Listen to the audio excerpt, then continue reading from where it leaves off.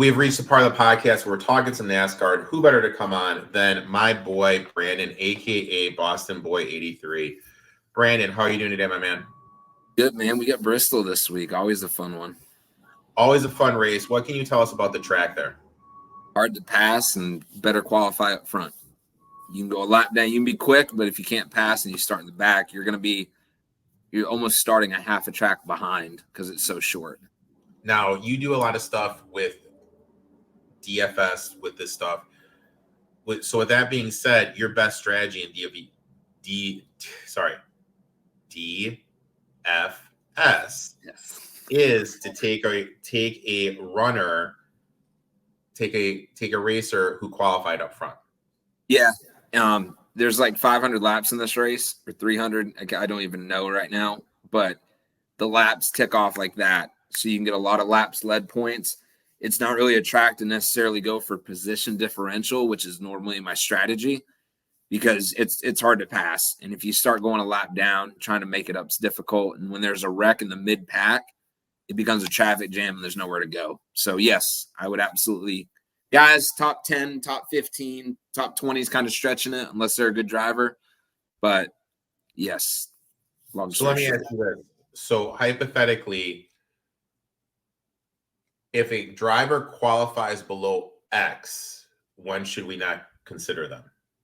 Depending on the driver, I would say 20 to 25th. What would be the drivers we would consider if they did qualify that low? Like a Larson, a Hamlin, an Elliott, a Logano, guys that you know can drive to the front and are historically good at the track, but just had a bad qualifying. But somebody like Noah, who's been running really well these last couple of weeks, don't grab him. Danny Suarez, I wouldn't grab. Guys like that are more towards the back that aren't consistently finishing up front, I wouldn't go with. Okay. Josh Berry, wouldn't mess with guys like that. Yeah. My official motto is F Josh Berry. That's just my motto for the rest of the year. F Uncle Barry. No, he's not an uncle. He's not even a nephew. He's an infant Barry. Infant Barry. He's infant Barry. So look, I'm not gonna lie. I had some drivers I was looking to fade, but I really didn't find any matchups that I like. So I just have 3 bets for this one. How many do you have? 3. And I have 3 winners. I don't have any. All right, so let's do this. We will alternate. Why don't you tell us who your first bet is on, my friend? My first bet's Chase Elliott, 14-1. I know that we've talked about hammering. I have hammering him every week till he gets one while these odds are where they are. He opened up this week at 20-1, and he's all the way down to 14-1, which I thought was weird with no qualifying. We usually don't see these odds change 6 points like that before qualifying even happens. Historically, you'll probably be able to speak to it better than me. He's won a couple races, a couple second places, a 22nd, a 7th. Like, he's historically up there. He should have beat Logano during COVID. He smashed into Logano. They both wrecked. Bad finish. Him and Harvick got into it a couple years back where Harvick, Uncle Kev, had his meltdown and slammed his helmet. So as much as I like to hammer Chase, I do like him at this track because historically he is good here. Okay. My first bet, Chase Elliott, 16-1. You got him at 16. I got him at 16-1. He is quote unquote due, if you will. Kind of, we talked about this before. We did this with Blaney last year. You look at his history on short tracks, 7th best average finish in terms of active drivers. Last 5 races here, 7th, 2nd, 25th, 7th, and he won it. And the race that he finished 25th, he led 129 laps. That's pretty hard to do. So, I mean, and also, I don't know if it's in that stat file you're looking at, but he also won the All-Star race when it was at Bristol as well. Yep, in 2020. So he's just performed great in the next gen car. I just really think that when we have these odds, these low on him, just because of what he's going through, we got to kind of sniff and take advantage of it because it's only a matter of time before he's going to be back below 10-1. So Chase Elliott, 16-1 for me, first bet. What do you got next, my friend? Second bet, I'm going against my nemesis. I'm going with Joey Logano. He has also raced well at this track, but I am leaning on him now at 20-1 because, again, you have a two-time champion who's qualifying up front all season so far.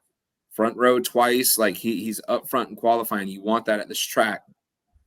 Getting a two-time champion and a man that's good at this track and qualifying well this year at 20-1 is very, very hard to pass up on, even though I drastically do not like the guy. Sometimes you got to bet with the pocketbook and not the heart, my friend. Yeah. My next one that I'm going to, and look, I absolutely hate the fact I'm doing this. I am doing Denny Hamlin plus 550. Best finish at short tracks amongst active drivers. Since 2021, led the most laps. Won the September race, leading 142 laps.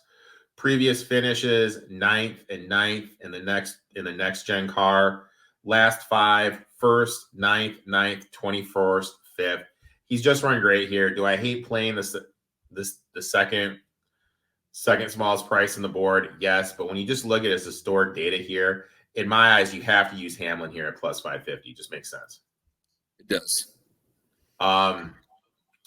Next one, where are you going, my friend?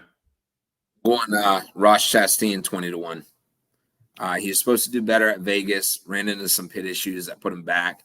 But once again, like we've talked about consistently for end of last year and already started this year, the man's running up front, running in top 10, top 5 consistently. If there is a track that a bumper is going to get put to somebody for a win, it's Bristol. What better guy than a man that will ride the wall and knock everybody out of the way? Ross Chastain. So at 20-1, if he qualifies well, that's where I am with him. You bring it. Your statement right there. If he qualifies well, I kind of like putting in bets before qualifying, just because I like someone the price is going to be gone. So I'm going to get him before qualifying, and I'm hoping he qualifies well.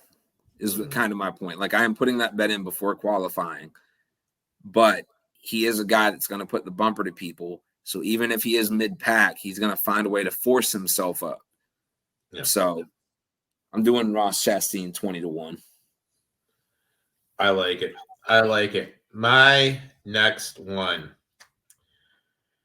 And look, board was hard in my eyes this week. I had to go deep. Going to M&M. Give me Michael McDowell. Top 10 at plus 215. Last 5 races, 3 top 10 finishes, 9th best average finish among active drivers.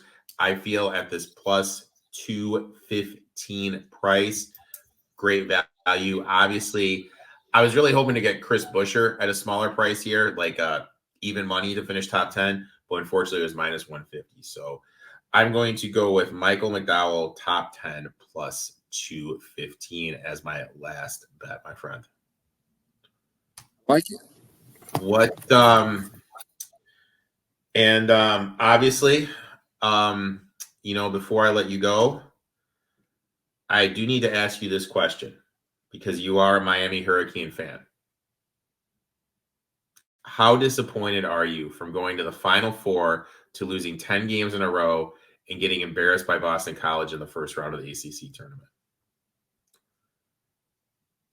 I'm sorry, what was that question? No, very disappointed. I know we lost Wang and a couple other guys, and that was going to be an issue. The recruiting class was good. Still at our starting point guard. Like I felt, especially starting the season off 11-2. Now, granted, we had no ACC play at the time. I was like, okay, once we hit the ACC, compared to what I'm seeing these other teams do, be all right. Then you lose to the Tar Heels by 4. All right, whatever. And then it was just 9 straight losses in a row, and then you get bounced on your 10th straight loss. Yeah. And then I'm watching a team like NC State right now, just running through the ACC, and it's like, all right, yep. So they're dogs, man. Those guys are battle. They're dogs. They're playing for their coach. I really think Miami lost some leadership this year in the locker room. I don't know from who, but I love the coach, man. He's been one of my favorite across the league for years. I feel like he's really been. But as Coach K and those other guys, like he never really got the recognition. I feel though that all good teams have good coach leadership and good player leadership, and I think player leadership was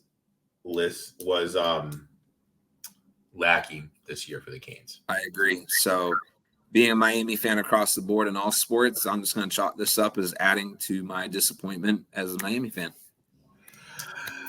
Brandon, well, at least you got the Patriots. Oh, wait, I'm sorry. Who's your quarterback again? Wait. Just wait. Brandon, I'd like to thank you for coming on and talking some NASCAR. Why don't you tell everyone where they can find you on social media, my friend? Wish I could say I've enjoyed this. No, I'm just kidding. Boston Boy 83, Twitch, Twitter, Instagram. Finished 16th at Phoenix.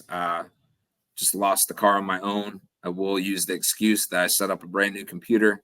So it was kind of new to me with the pedals and everything, but that's an excuse. We'll be back at it in Bristol next Tuesday.